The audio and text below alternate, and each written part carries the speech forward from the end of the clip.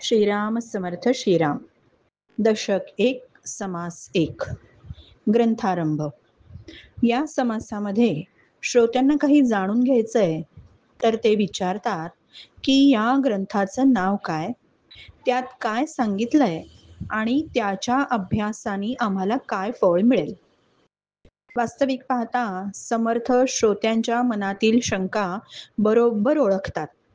ते थोर मानसतज्ञ आहेत. त्यांच्या मनाच्या श्लोकांवरून तर याची पूर्ण प्रचिती येते. समाज मन ओळखून त्यांना योग्य दिशादर्शन करणं हा तर त्यांचा हातखंडा.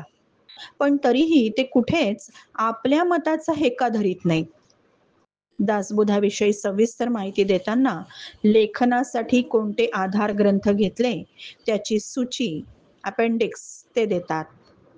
ग्रंथारंभीस त्या ग्रंथामध्ये कोणता विषय आलाय ते सांगतात.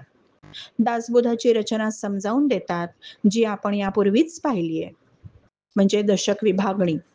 आणि सर्वात म्हणजे वाचकांना कोणता लाभ होईल हे ते नमूद करतात. म्हणजे काय असतं, पदरी काही पडल्याशिवाय माणूस कर्म करत नाही.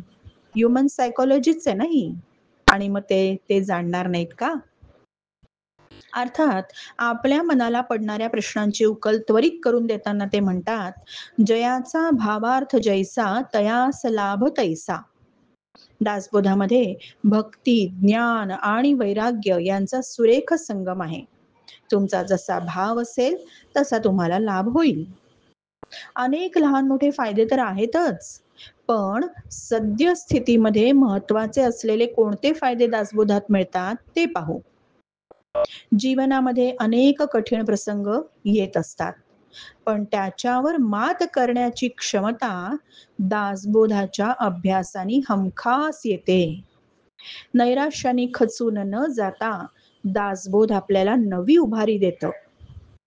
दुर्गुणांपासून 4 हात लांब राहण्याची मानसिकता निर्माण होते. वेळ प्रसंगही जाणता येतो. दुसऱ्याची लबाडी ओळखता तर येतेच, पण आपली लबाडी सुद्धा विराम पावते. तसं म्हटलं तर संपूर्ण दासबोधच एक कामधेनू आहे. मग त्या कामधेनूला काय देता येणार नाही? सर्वच. ऐहिक सुख तर आहेच, पण पारमार्थिक सुख ही अत्यंत सोप्या आणि रसाळ शब्दामध्ये उद्धृत केलेलं आहे. म्हणून कुबेराकडे कोणी ताकाची मागणी करावी काय? अर्थातच नाही. आजची स्टार नोट बघू. दासबोधाचा पायाच मुळी सत्सद्विवेक बुद्धी, प्रयत्न आणि प्रचिती या त्रयींवर वसलेला आहे. श्रीराम समर्थ श्रीराम.